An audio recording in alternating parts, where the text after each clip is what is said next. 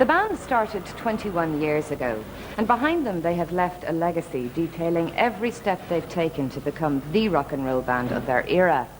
From the dodgy beginnings when all they seemed to have to offer was their confidence, on through the mid-period when they had at least a suggestion, if not an answer, for every worldly ill, right up to the tongue-in-cheek pomp that is Popmart. I'm here at the Tea Room in the Clarence, and tonight the band are back in Dublin preparing for their latest homecoming concert. It's certainly the biggest, the flashiest, and the most expensive to date. It's also probably their best ever. In an hour, we take a look at the story behind Popmart in A Year in Pop. That's followed by Rattle and Hum, the film that U2 made while touring America with the Joshua Tree album.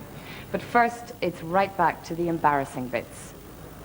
I was doing a count yesterday. There's about 250 people, 270 people altogether. Nearly 100 of them are drivers, bus drivers and truck drivers. So let's say the crew, the technical crew, is about 170 people, including the band, publicity people, hair, makeup, wardrobe, management people, accounting people. It's a small town, small military unit, I like to think sometimes. Popmart is where they ended up, but there was a time when U2 were barely a four-piece band, never mind a small army. It all started in 1976, and before they had even left school, there was talk of them being the next big thing. It wasn't at that stage that they were particularly good at any aspect of being U2, but even then there was a conviction, a fervour and an arrogance that brought them to people's attention. All of these are clearly apparent on this, one of their first ever TV appearances.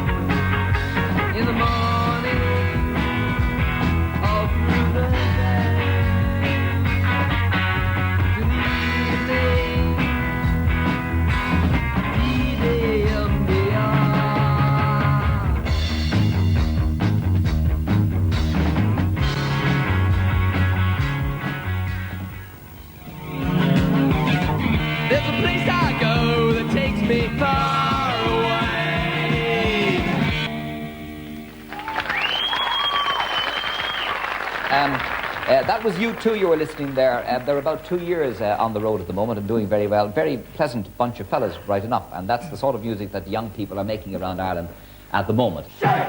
Shake!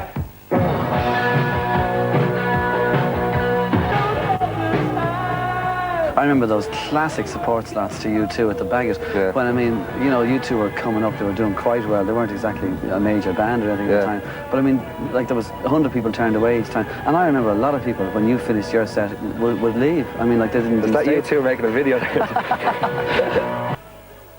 U2 finally signed to Island Records in 1980. They released their first two albums, Boy and October, to mild critical acclaim. But by 1983 and the release of the War album, U2 had become the men with the messages. Now sadly, this lost them the esteem of the handful or so people who had watched them in the legendary Dandelion Market. But U2 managed to weather that particular storm by selling 7 million copies of the album to their new fans. War went platinum and U2 were well on their way.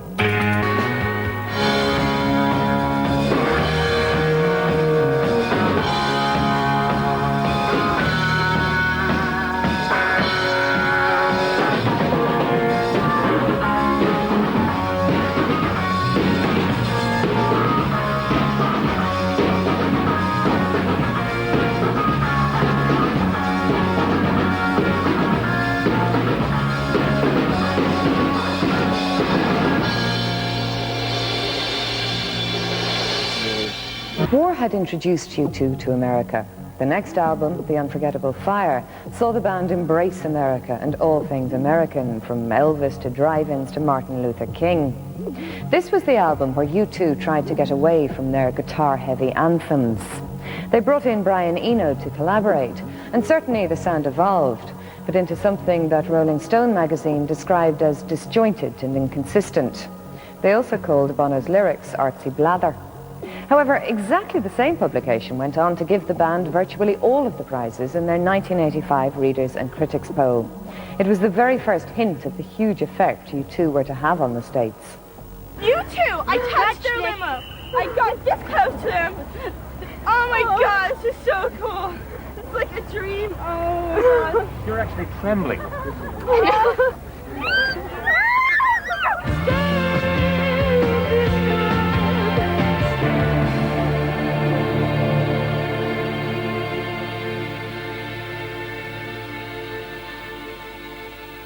I used to look down on, people who are just into U2 because, Theedge is a great guitar player. We make a lot of noise, and I'd like them to be into U2 because of, what U2 stand for. But now I think whatever you see in U2 that works for you, that's okay. How dare you, Larry? One caller already on the phone saying, who are these people who came on the Late Late Show? Usually you introduce your guest. These people just appeared from the side, one of them carrying a bottle of beer, very unbecoming. Sorry, Mrs. You coward! You coward! Coward! Swear I'll never do it again. I was in a public house, and I went to the men's room, and I was standing there, as you do, And I was just standing there, and the guy came in, and he went up the other end, and he was he's looking over, and I have to admit, I could not get it together. So I was waiting for inspiration, as it were, and he said nothing, and he just went and he washed his hands. Of course, he was all right. He was fine. He did his thing, and he went and he washed his hands, and I was still waiting there. And he just came up to me and just as he entered the door, he went, "A stage fright ball."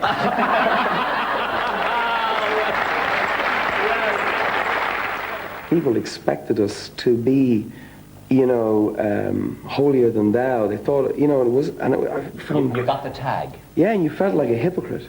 Yeah. You felt that if you made a few mistakes, or if you were an asshole to somebody, you were carrying this weight around you. And I found this terrible, this weight. And to be honest, that being a Christian, if you like, is something I feel I'm not really... I feel embarrassed to say I'm a Christian because I don't think I'm a very good example. 1987 saw the release of the Joshua Tree album, and it was around this time that the jokes about Jesus wanting to be Bono began. The album presented a very earnest band of men, desperate to find what they were looking for and with more concerns than they could comfortably fit on vinyl. But it all worked. This was their breakthrough album, the one that categorically won over America for them, and the one that guaranteed them a place in rock legend. There's a song called I Tripped Through Your Wires.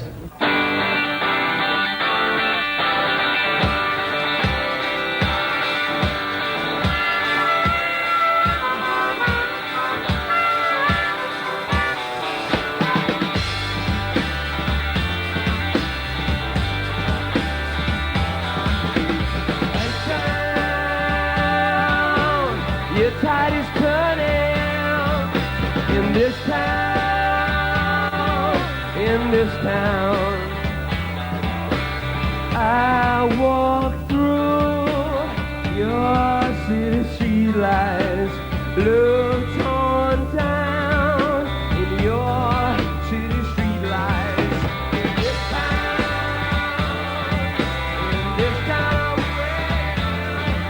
in this town, in this town. I'm waiting for you. You set my desire. I tripped through your wire.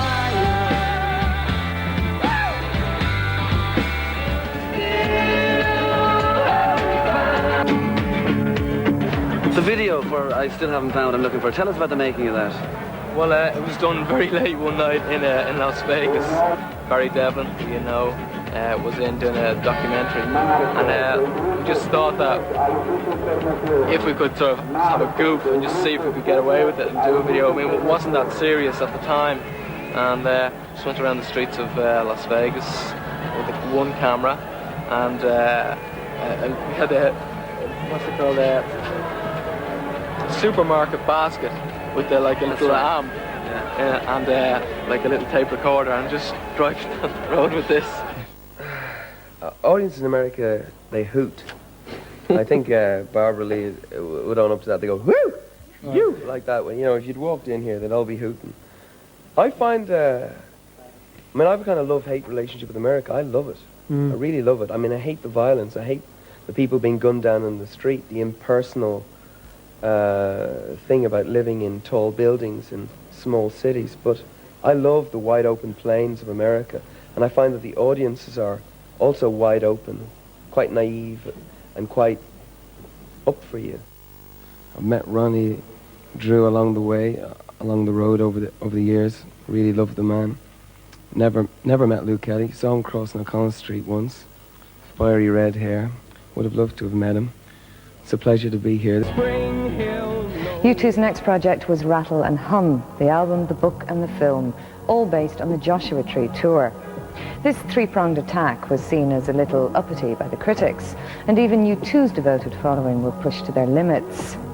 U2 were still winning all the readers' polls, but they were suffering the first real setback in a career that by this stage had spanned 12 years.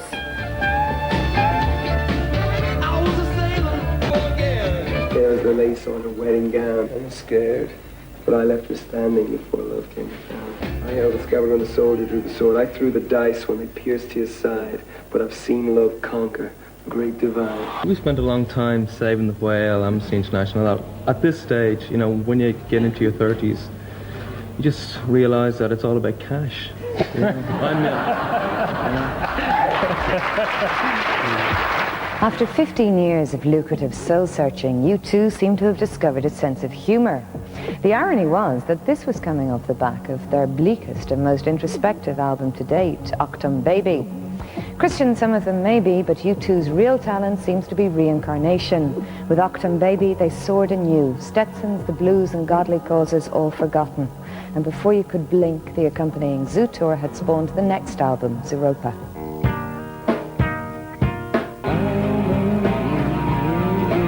Well, Pat, it's come a long way now since the days of the show band and the circuit, but it's fabulous. You know, it's all there for you, Pat, if you're prepared to work.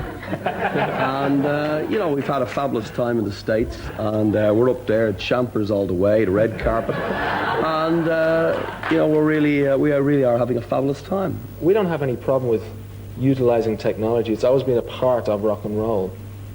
The first electric guitar was the birth of rock and roll, and, I mean, you can plot every advancement in music and say that it's as a result of some breakthrough somewhere along the line. We're in the middle of Feyenoord Stadium in Rotterdam on the day of the first show of the European leg of the Popmart tour. This behind us is what we sometimes call the condo, and in there is the control for the lighting, the sound, and indeed the television, because there's a great deal of television involved in this production. How long does it take to get the stage mounted? Well, there are three of them. There are three steel systems traveling around, leapfrogging. Each one of those three steel systems takes about 3 days to erect. So you've been here for over a week at this point? Well, I haven't, but that steel system has, and there are two more somewhere in Europe. The steel system is carried on about 15 trucks, and then what we call the universal production is carried on about 45 trucks. So those 45 trucks arrive, the steel system is there, and the expensive technology, the television, the lighting, and the sound technology is slotted in. That takes about 17 hours. The show takes place. It comes down and out in about 5 hours and on to the next town. You don't just buy or rent a system off the peg and stick it in every stadium. That tends to look very boring. What the difference between a U2 show and another outdoor show is that this is a kind of customized production. It's not just a pile of black boxes at one end of a football stadium and a few lights. It actually has a design and an intention and a concept, I suppose. That's the basic set list. There are some improvisations and some changes, but normally that's the running order of the songs in the show. How long does it all take? It takes 2 hours, roughly. And do the band ever get sick of touring? I mean, they're not exactly, 20-year-olds. I think not. I mean, it's extremely exciting to play to 50,000 people every night, and particularly if you're playing your own material and you're proud of it. No, I think that's the last thing, actually. They don't mind being away from home and hotel bedrooms.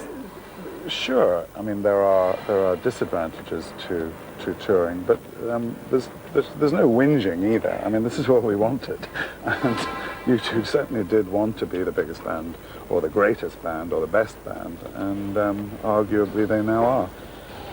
Can you tell me about this half a McDonald's sign you have on the stage? Is this an advertisement? Not really. I was rather hoping that McDonald's might come after us, actually, but... Oh, sue you? Yeah, they seem to have a sense of humour, a corporate sense of humour, and they made some inquiries, but then they left us alone and rather disappointingly didn't sue. Well, it is rather difficult, keeping everyone happy, in that there are a lot of U2 fans who really want to hear the old material, but it would be torture for the band to go on playing the old material exclusively. So this is, I think there's a balance. There are about 6 or 7 even of the new songs from the new album in this set, which is probably about 21, 22 songs long. And there are the classics that you would expect, and the new material.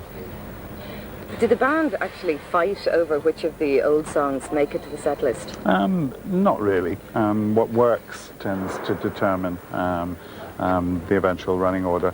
And of course the songs are the heart of all this. The fun we have with the props and the stage is one part of it, obviously, but the heart of the production are these great songs, and some of them are very emotional, some of them are very exciting. And it's really, at the end of the day, all about the music, not about the irony or the props.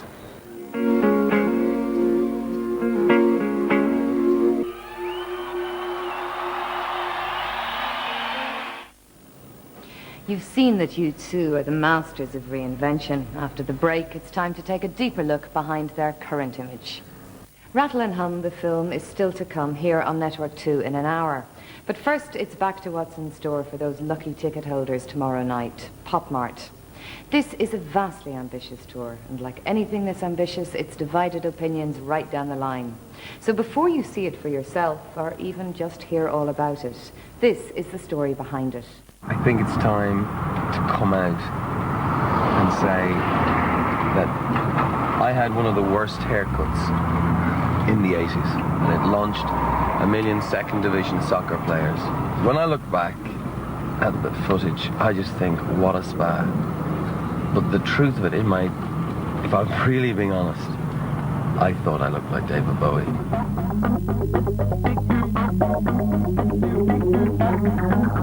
But it would take more than a bad haircut to keep Bono down, and U2 went all the way to the top. They've proved their worth. All they have to do now is prove that they can keep it up. And their latest effort, Popmart, is an immense tour. It stretched the rock concert to a point where it has almost become theatre.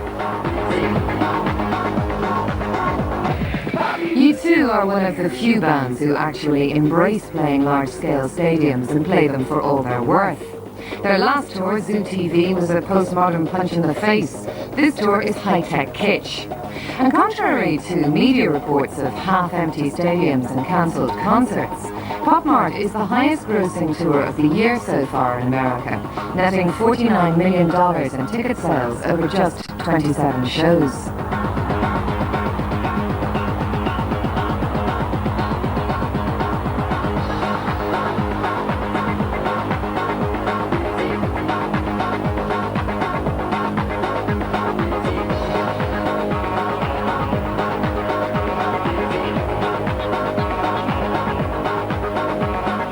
After so much success and so long at the top, U2 are still trying. Like it or hate it, Popmart is undeniably original and innovative.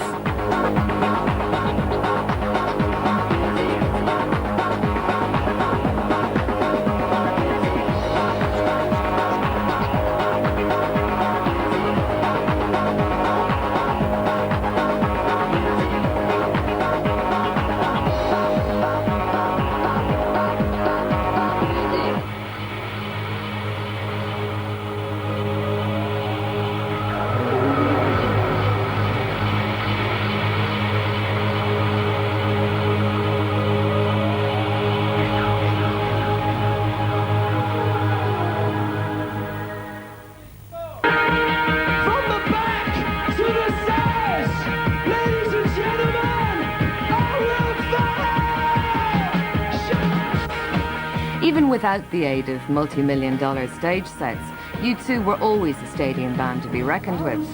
Their only real problem seemed to be finding a stage big enough to keep Bono on it. I was looking at myself, I was blind, could not see. Oh, we were only kids, do you know what I mean? We really were only kids. We made our first record when we were 18, 19, so we didn't know what was going on. What actually I think pushed us towards taking it more seriously was the chemistry of the band, which was sort of there from day one. U2's chemistry, for the fans at least, is still largely dependent on their front man. He's a showman of the old order and doesn't seem to hold anything back.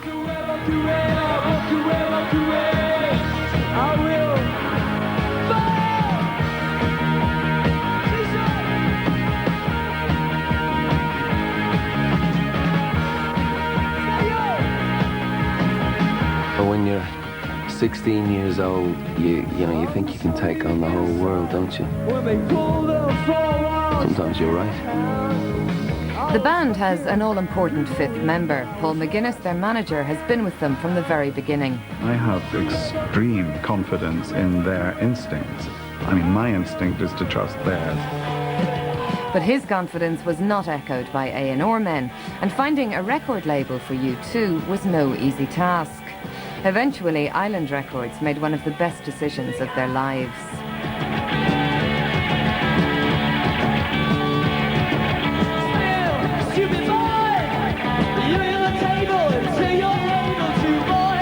I'd love to say that Island were one of 6 labels that bid for U2. In fact, they were the only one. We were very fortunate, I think. I mean, they treated us with considerable respect, particularly since we were making it up as we went along. And whatever it was they were making up worked. They were just lucky Bono didn't fly into orbit along the way. I just want to do God's will. And He's allowed me to go up to the mountain. And I've looked over, and I've seen the promised land. Their next album, The Unforgettable Fire, saw U2 begin to experiment with their musical repertoire. They brought in producers Brian Eno and Daniel Lanois to help. Even then, Bono seemed to want to throw his arms around the world. A bit stomach-turning for some, but it was this ability that U2 had to connect that stole the show for them at Live Aid. The next album, The Joshua Tree, in 1987, went platinum in record time and sold 15 million copies worldwide. U2 had joined the Rock and Roll Hall of Fame.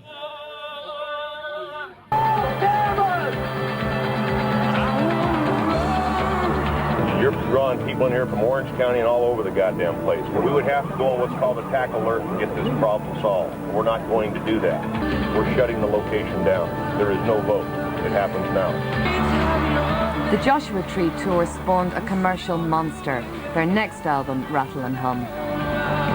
It was a record made by fans, really. We were just owning up to the fact that we were fans and we were discovering American music for the first time. Now, of course, the Americans had heard a lot of this before us, maybe. You know, they'd heard of Billie Holiday and that. And B.B. King was a sort of staple in most people's record collections. But it was complete news to us that the blues existed. Believe in love.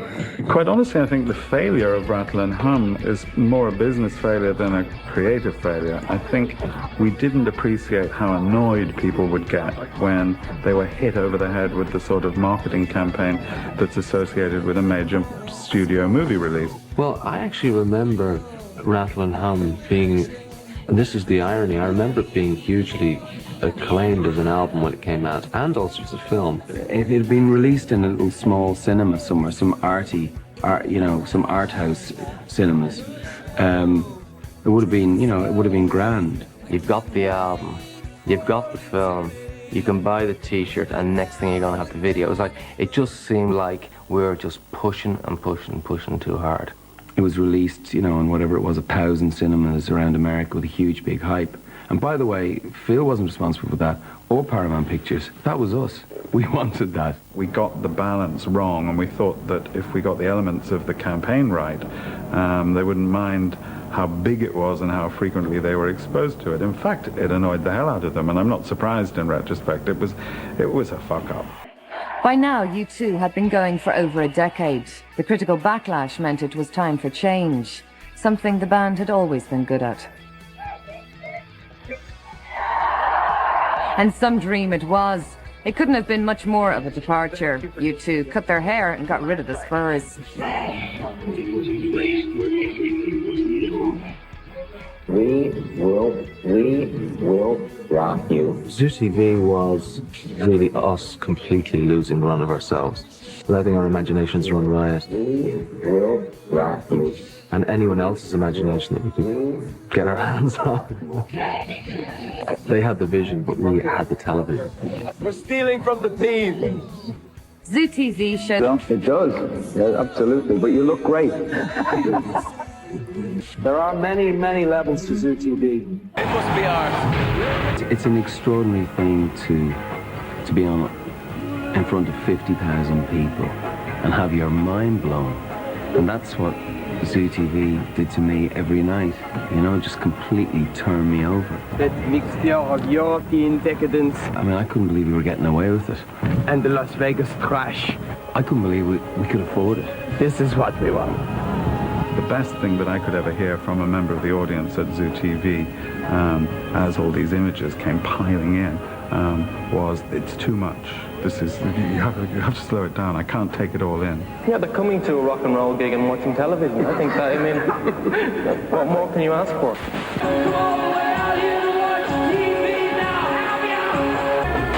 I think one of the great things about Zoo TV, the show, was that anything was possible.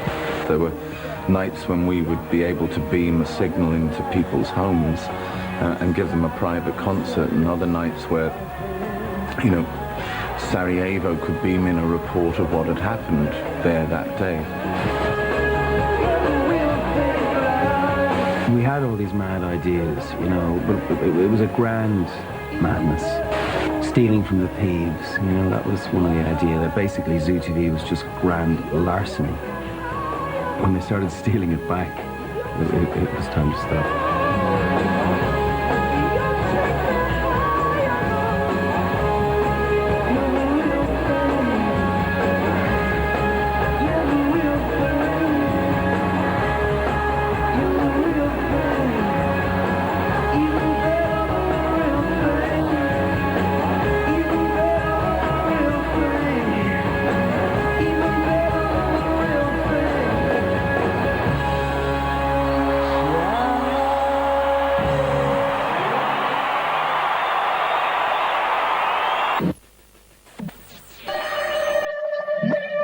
The 3 years of Zoo TV and the resultant Zooropa album had used up just about everything U2 had to give.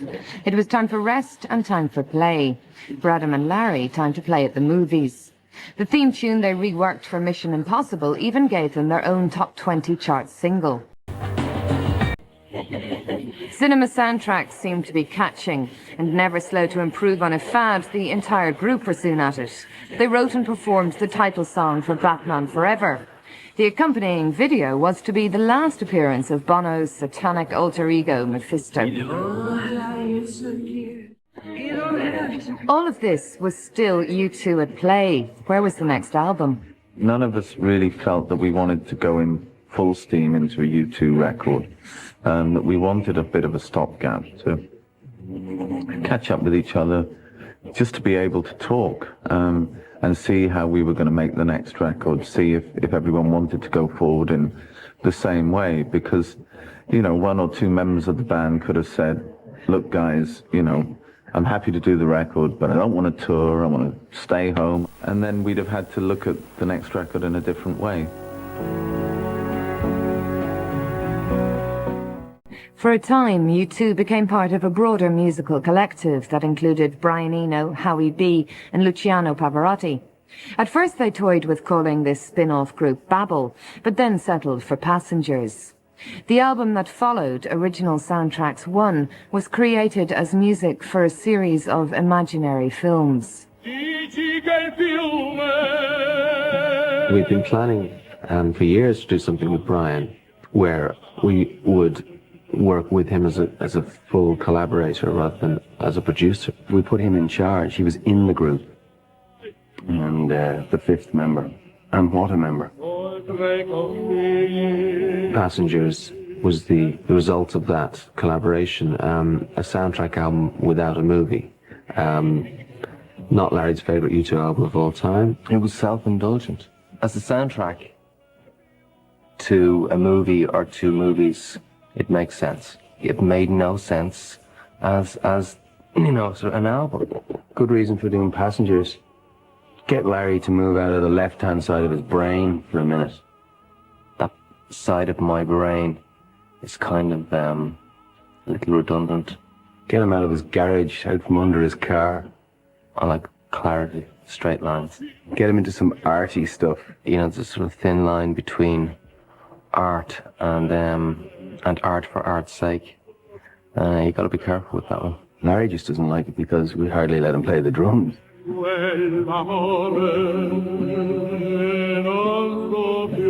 It gave us an opportunity to work with Brian again. It gave us an opportunity to meet Howie B and work with him. And it gave us Miss Sarajevo. So all in all, I think it was a good experience. And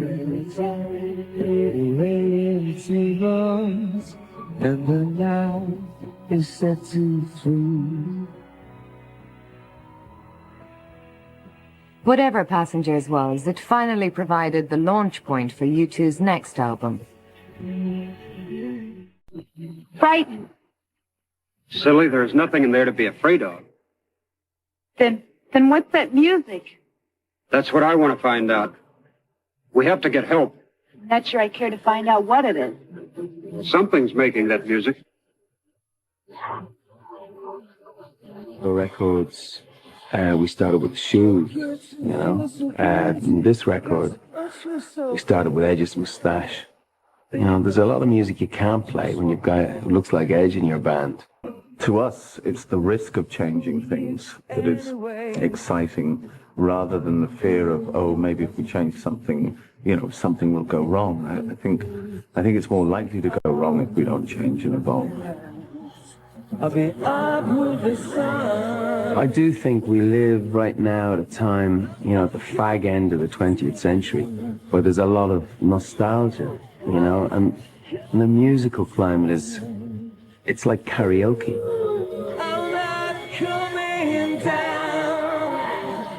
I mean, people aren't liking things because they are great. They're liking them because they remind people of something that was great. U2 set out to do something new again. To do so, they embraced the technology behind contemporary dance music. Howie B, the innovative Glaswegian club DJ, and Flood, the band's long-standing engineer, replaced Brian Eno behind the production desk. And liberated from the confines of traditional rock music, U2 found themselves taking off on yet another new departure. Listening to music is probably the reason that this record is the record it is, because that's what we did. We listened to a lot of music. You can sit in a room and play till the cows come home. But if you can't listen to music and understand what a good song, what a bad song is, so you're wasting your time. most groups just occupy like one tone, you know, or one note, you know, maybe two colors, like they have their fast song and they have their slow song. But I think in U2 we want there to be, you know, all the colors and, you know, a lot of feelings and, yeah, all the colors and all the sizes. But embracing all the colours and all the sizes takes time, and Island Records were beginning to run out of patience.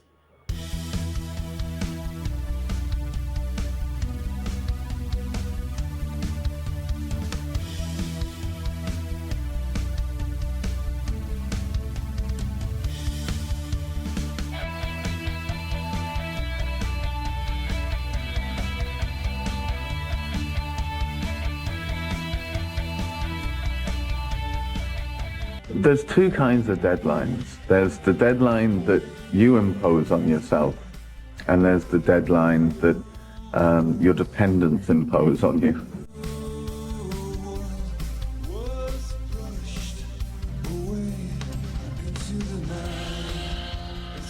Within the band itself, the pressure is always to make the best record you possibly can. Initially, we thought we could have the record finished earlier, have it out in time for Christmas, would have suited everyone else's plans. The only thing they forgot was that we needed to finish the record. That's what we do. We make a plan, and then we make another plan when that one is overtaken by time. I mean, it was more of a problem for the record company, who really had hoped that it would save their ass in the fourth quarter of 1996. But it wasn't just the record company's problem. U2 had flirted with deadlines before, but they had never actually missed one. Certainly not by this much. They were nearly a year late. It even looked like U2 might have to start their tour without having released the album. I think the truth of it is that whenever we go in to make a record, we always go in to make the same record. It's just every time it comes out completely differently. I would love to be able to sit down and write tunes like we wrote on the Boy album, but I've forgotten how.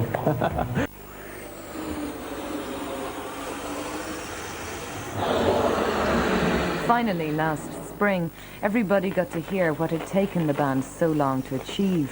Pop was uncorked.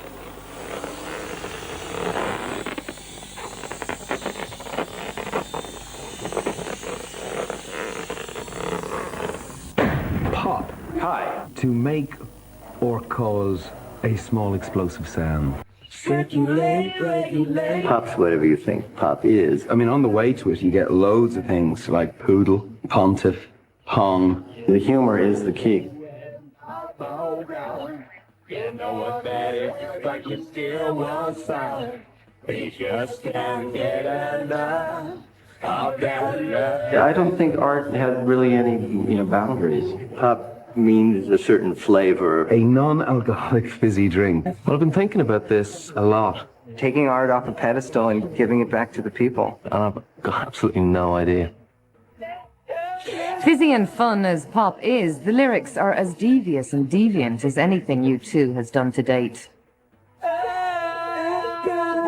Art shouldn't be scary. Art should be inviting. Music's just a great thing. You would really rather be able to do music than anything else, but I'm not going to quit my day job, exactly. We didn't go to Cuba because the American government decided that if you do go to Cuba, you may not be able to get back into America. But we went to the next best thing. Went to Miami. Weather around here, chopping and changing. Surgeries in the air. Print shirts, southern accent. Cigars and big hair. We got the wheels, petrol is cheap. Only went there for a week. Got the sun, got the sand, got the batteries in the handy cam. And the handy cam. Early on, we thought that we were making a non-statement with, our style. It was like an anti-style style. But we didn't realize that was a style, anyway.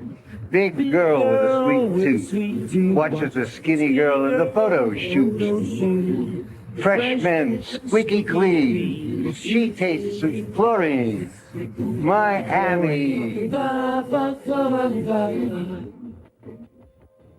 Miami. My mammy. My mammy. It's kind of weird that the way you look is about as important as the way you sound. The fact that somebody looks cool can cover a multitude. No big deal. We know the score. Just back from the video store. Got the car and the car chase. What's he got inside the case? I want a close-up of that face. I want a close-up of that face. Here comes the car chase.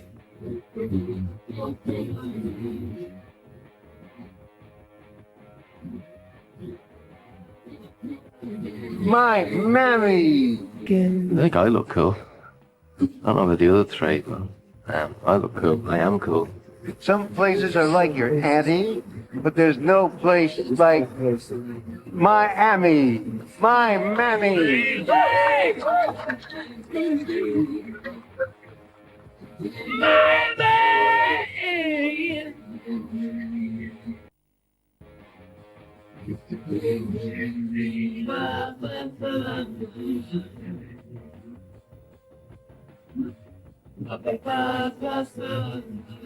When we finish any record, we think it's the best record that we could possibly have made. And I feel the same way about this record. It's not that contrived, because we're not smart enough to that contrived, and that's the truth. It's not about sitting down and figuring it all out and saying, well, this is the type of record that we're going to do, and this is how we're going to do it. We've never done that. Looking for to save my soul. Octane Babies are opening this record are pretty on. They're the three records that I think capture what U2 is about. They are in some ways they're the prize for those people who stood by us and hung in there, and the prize for us as well.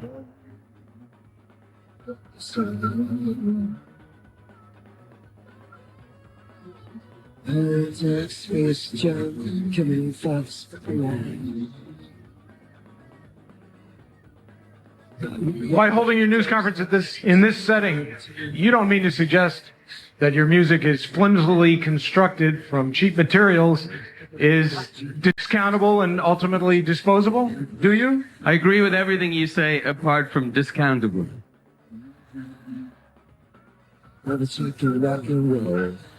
It doesn't seem like many people have taken up the challenge, the throwdown, Zoo TV. It feels like we're going out against ourselves in a weird way.